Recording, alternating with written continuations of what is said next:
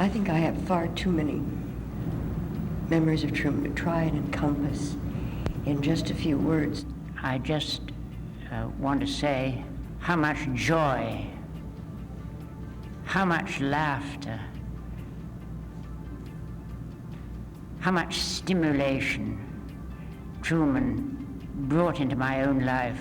The price he paid included alienation from a social set because he wrote something called Côte Basque. He said, what did they think they had around them? A court jester? They forgot that they had a writer around. I think I can best share my feelings by quoting Truman himself. It is the last paragraph of A Christmas Memory, which Truman considered his most perfect piece, and which always had a very special place in my heart, for it was the first gift that Truman gave me. Truman's Christmas Memory is a remembrance of his life in Alabama with Sook, the elderly cousin who was his closest, most nourishing, and most supportive friend when he was a child. And in turn, Truman became my closest, most nourishing, and most protective friend. And we also flew kites together. Each fall, he and Sook had a tradition of making fruitcakes together and flying kites together. But finally there comes a day, a very sad day, when Truman is away at boarding school, and he is notified that he has lost Sook forever. And he writes, a morning arrives in November, a leafless, birdless coming of winter morning, when she cannot rouse herself to exclaim, it's fruitcake weather. And when that happens, I know it. A message saying so merely confirms a piece of news some secret vein had already received, severing me from an irreplaceable part of myself, letting it loose like a kite on a broken string. That is why, walking across the school campus on this particular December morning, I keep searching the sky as if I expected to see, rather like hearts, a lost pair of kites hurrying toward heaven. This will be literally a farewell word. I just want to say how much joy, how much laughter, how much stimulation Truman brought into my own life. And of course, by saying this, I'm saying it on behalf of many, many, many others. It was like an encounter with him. I had something of the kind of excitement and amusement of the nursery. There was a kind of childlike fun always with him. And that meant more to me than almost anything. I think he was one of the people who truly made life less odious, and thereby increased one's courage and one's general morale.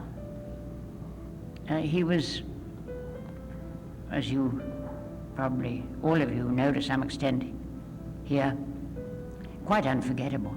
One almost started laughing before he made the jokes. I used to find, I used to meet him, and he was so bubbling with this power of his, this extraordinary output of high spirits, that it was something amazing.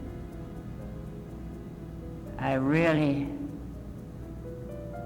bless his memory and the fact that I knew him.